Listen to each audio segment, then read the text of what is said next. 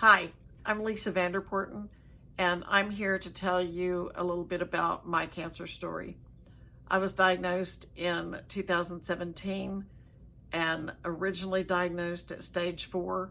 One of the things that you have to learn when you're a cancer patient is who do you trust? And you've got to have a dream team of cancer fighters that you can rely on to save your life. But you also have to know where you can trust the information. So you can't just go on the internet and just go to any old website and just start reading. And the place that I trusted, and I'm glad I did, was the American Cancer Society's website. When I was originally diagnosed, the website said that the prognosis for my cancer at stage 4 was 15% survival past 5 years.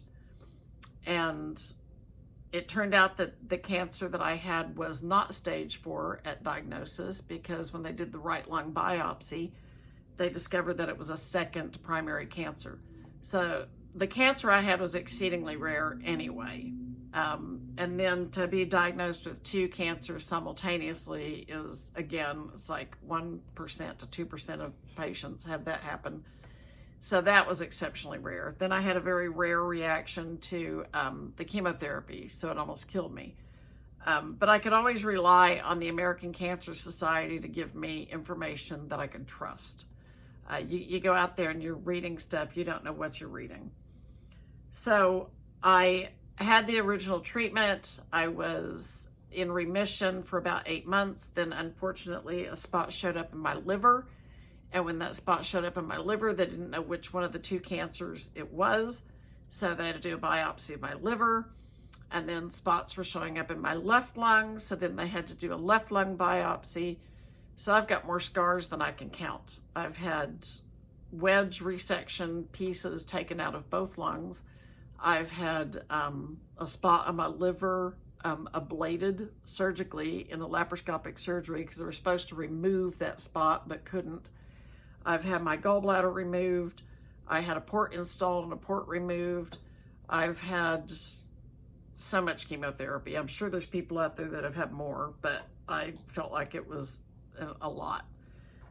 Anyway, I had that original prognosis that I pulled off of the American Cancer Society of 15% past 5 years. And then in January of 2019, I looked again, and American Cancer Society had boosted those numbers to 33% past 5 years, which I was delighted because that doubled my chances of being alive in 5 years.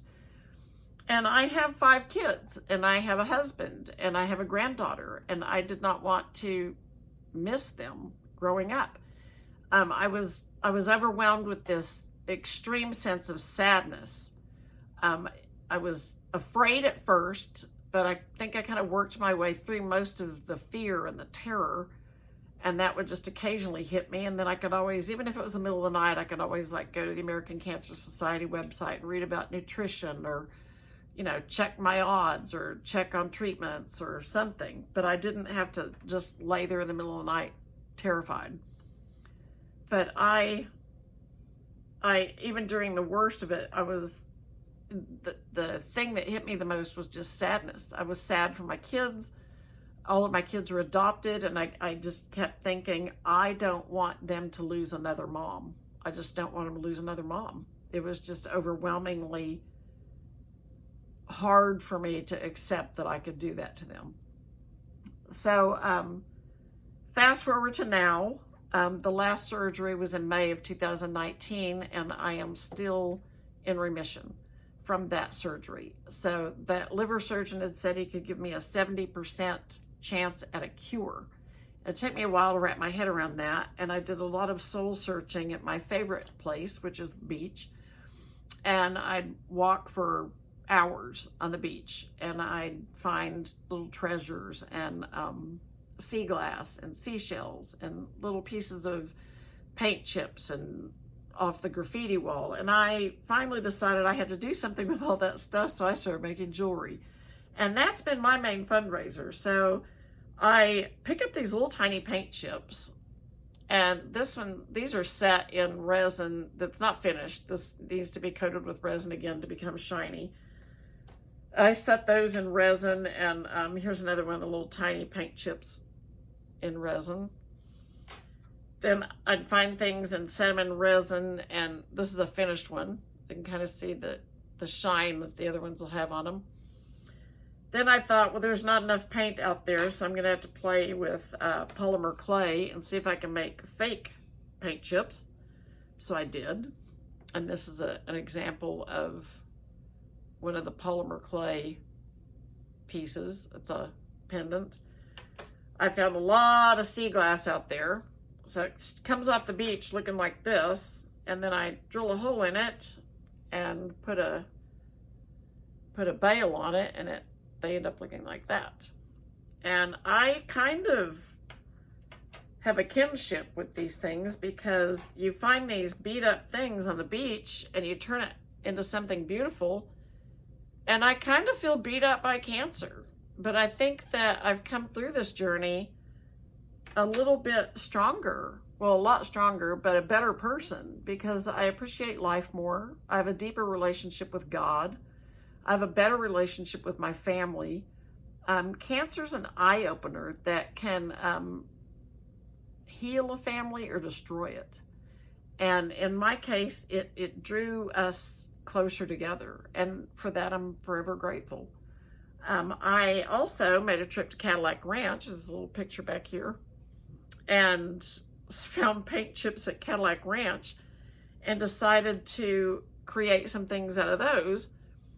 And there's a heart that I'm still working on. But look at those colors. There's just no comparison between the Cabrillo Beach pieces and the Cadillac Ranch pieces. But I like the Cabrillo Beach pieces because this is where I live. Anyway, that's my story in a nutshell. I lost a dear friend on Monday to breast cancer. She was a valiant warrior. Her name was Kelly.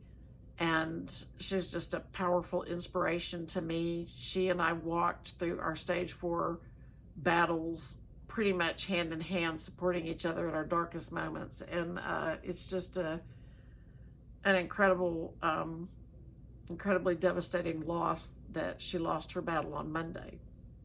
So this year it brings it all home even harder that the fight's not over. I'm hoping and praying that it's over for me, but it's not over. And I won't stop until there's a cure, and it's out there. One of the drugs that I received that killed that liver tumor was a derivative. The original drug, I think what I got was a synthetic made one. And again, this information I gleaned from links that were provided through the American Cancer Society. So information. But that drug was a derivative of the European yew tree bark. So it was some property that is discovered in a tree. So I think that with enough research, the cure is out there. We just have to do enough research to find it. And that's what American Cancer Society is all about. Support and a cure. Support and a cure. So I use them mainly for information, but they do so much more. And I am honored to be here, to be a part of helping raise money so that they can further their battle in fighting this terrible, terrible beast. Thank you for watching.